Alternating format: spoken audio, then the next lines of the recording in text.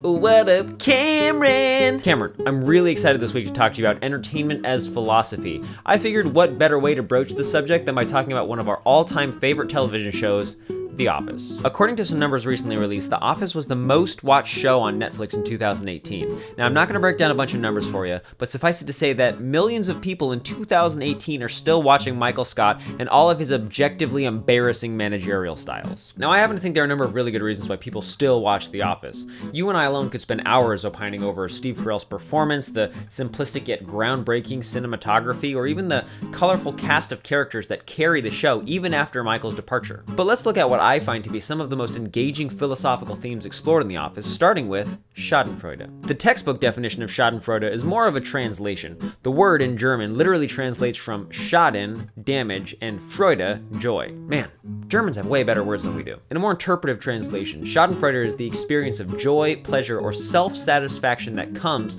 from witnessing or learning of another's failures, troubles, or humiliations. It's that acute sense of happiness you get every time you see an ill-timed pool dive, a poorly planned kickflip, or a lackluster birthday clown execution. Quick note, Schadenfreude is not to be confused with cringe. Remember, the idea is that you find genuine joy or pleasure in the misfortune of others. Now, Cameron, I know what you're thinking. I would never find pleasure and joy in the misfortune of others. I'm a gentleman and a scholar. Look, I know you're not actually thinking that. I'm just kind of like making a point here. Now, according to Richard H. Smith, professor of psychology at the University of Kentucky and author of The Joy of Pain, Schadenfreude and the Dark Side of Humanity, there are real physiological mechanisms that play into this phenomenon. Smith points out that according to Aristotle, envy is such a painful emotion that anything that takes that pain away, even the misfortune of others, can be pleasurable. Furthermore, Smith argues that underneath the various emotional and social contexts that make up the layered cake that is Schadenfreude are hierarchical inequalities that are established between two or more entities. In other words, there's something psychologically soothing in watching the abject failure of someone else.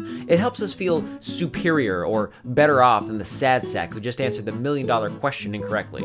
Enter The Office. With its colorful cast of characters and fly-on-the-wall format, we're exposed to a shockingly lifelike mirror to the world the rest of us inhabit day in and day out. Except instead of having to look at our own bank accounts or our own love lives or our own career paths or our own questionable life decisions, we get to peek inside the lives of the everyday people, person, paper people at Dunder Mifflin. Now, I don't want this to sound like a critique of the characters of The Office. I think there's something to love about just about every single character in The Office, except for Todd Packer, and I think that's by design. No, the point is that the style and the somewhat bland and ordinary cast of characters give us a familiar world to watch. Now, in order to understand the various facets of Schadenfreude and how each of us might experience it at least a little bit when we watch The Office, we have to turn to a recent study published in New Ideas in Psychology by a group of Emory University psychologists. According to the psychologists, there are three different motivations that can drive Schadenfreude: aggression, rivalry, and justice. Let's look to good old Michael Scott for our aggression example, shall we? In the episode Frame Toby, we watch as Michael goes nuclear when he learns that corporate has replaced Holly with Toby, his arch nemesis who has returned from Costa Rica. What makes this moment so hilarious and enjoyable to watch is the seasons-long context we have for Michael's hate for Toby. Great practical joke, Jim. Got me go to the annex. No, God! No, God, please, no! No! No! No! Personally, I love watching Michael's antics get the better of him. There are just so many weird and awkward moments that make me think that Michael is his own worst enemy, and that no matter how weird and awkward my life gets, at least I'm better than the annoying paper sales manager who can't control his emotions. Now, our next example of rivalry is best observed between Dwight and Jim. In Season 5, Episode 7, we're privy to Michael's new managerial style when it comes to Dwight and Jim. Here's what's going to happen. I am going to have to fix you, manage you to, on a more personal scale, a more micro form of management. Jim, what is that called? Microregiment? Boom, yes. By forcing them to roleplay a sales phone call, Michael is pitting Dwight against Jim. Dwight is tasked with selling paper to Jim in a mock sales phone call. Ring, ring. Hello? Hello, this is Dwight Schrute from the Dunder Mifflin Paper Company. Wow, that's great, because I need paper. Excellent, then you are in luck, because we are having a limited time offer only on everything. Now, we know that Dwight is the #1 salesman of the branch, and we also know that Jim has a hard time taking anything other than Pam seriously at Dunder Mifflin. What is your name, sir? I am Bill Buttlicker. Really, that's your real name? How dare you? My family built this country, by the way. Be respectful, Dwight. And since Dwight is such an annoying know-it-all character, watching Jim take him down a peg is as fascinating as watching a car crash in slow motion. Could you hold on 1 second? That's my other line. What? No, but Hello? Yeah. No, I'm just on the phone with this stupid salesman. He's so dumb. Probably just gonna keep him on the line forever and not buy anything. Okay. It's up to you to change his mind.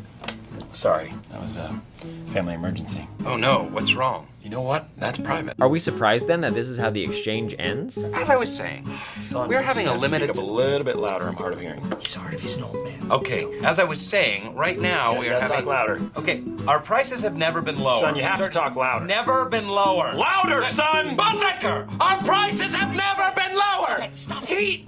In this moment, we can't help but find the hijinks hilarious. The opportunity to turn your work nemesis into an incoherent fool would be priceless. There's something supremely satisfying about watching a bossy know-it-all crash and burn. Finally, for our example of justice Schadenfreude, let's turn to Angela. Now, Angela is best known for her love of cats, her no-nonsense attitude, her unending judgment for others, and her on-again, off-again affairs with Dwight and that one time with Andy. Anyways, I just want to make sure Princess Lady is acclimating well. She means more to me than anyone. Any cat, you mean? And person.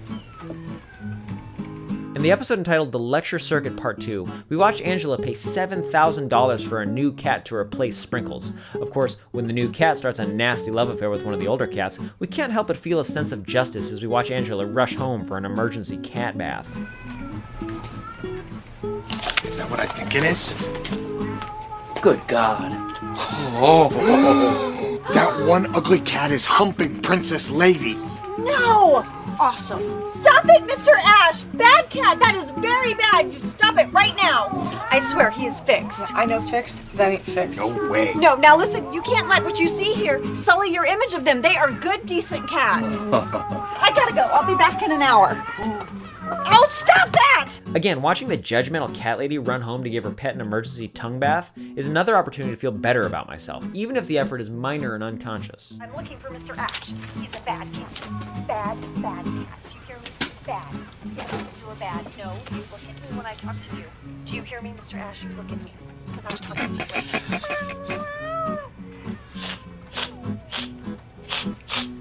you. This is getting weird. Is she cleaning the cat with her tongue? Oh. Of course, sometimes that moment of cringe is just too much. Sometimes we're so embarrassed by what we're seeing that we experience our own sense of shame just from watching it. When this happens, we're experiencing Fremdscham. Fremdscham is often translated into vicarious embarrassment. Its rough definition is shame felt for the actions done by someone else. Once again, I give you Michael Scott. In season 6, episode 12, we're introduced to Scott's Tots. This episode is, for me, the pinnacle. It's the hardest to watch, and I know I'm not alone. It's often described as the most excruciating episode. In this episode, we learned that Michael, 10 years prior, had made a promise to a bunch of underprivileged inner city kids that if they graduated from high school, he'd pay for their college tuition. A local businessman pledges college tuition to third graders.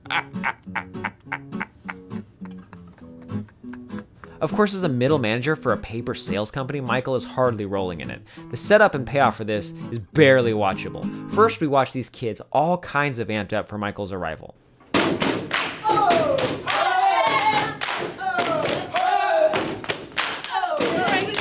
Hey, Mr. Scott, what you gonna do? What you gonna do? Make our dreams come true. Hey, Mr. Scott, what you gonna do? What you gonna do? Make our dreams come true. You came into our lives and made a promise that made us honest, made us realize we don't need to compromise because we can have it all. Because you made it possible for us to achieve the improbable. Hey! Hey, hey, hey! Hey, Mr. Scott, what you gonna do? What you gonna do? Make our dreams come true. Followed swiftly by, in my opinion, Michael's lowest moment. I came here today because I promised you tuition. And tuition is very valuable. But you know what's invaluable? Is intuition. You know what that is? That is the ability to know when something is about to happen. Does anybody out there have intuition? Know what's gonna happen next? Nobody? Okay. You're gonna make me say it. All right. I am so proud of all of you. Derek and LaFerve, and Ben and Ayanna and Michaela and Nikki and Jason and I'm sorry, okay, sorry, spacing your name. I'm Zion. I'm Michaela's younger brother. Well, Zion, I am not going to be paying for your tuition. Which brings me to my main point, and that is that I will not be able to pay for anybody's tuition. I'm so sorry. You're kidding. Excuse me? Explain yourself, sir. It was honestly hard editing these two clips together. I mean, it's just that hard to watch. I think part of it is because of where this episode lands in the series. We've watched Michael mature so much. We've grown to care about him and empathize with him. So when we see a blunder from 10 years earlier come back to haunt a more self-actualized version of Michael, it's just too relatable. I am positive that I was an idiot when I was 10 years younger than I am now.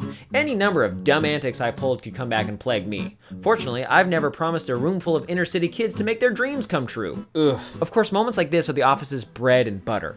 Episode after episode, we watch as these characters navigate countless cringy failures. One moment you're riding high from another goof on Dwight, and the next you're barely able to keep yourself from changing the channel from another classic Michael Scott gaffe. See, I think this is why people keep returning to The Office. One person's Schadenfreude is another person's Fremdscham.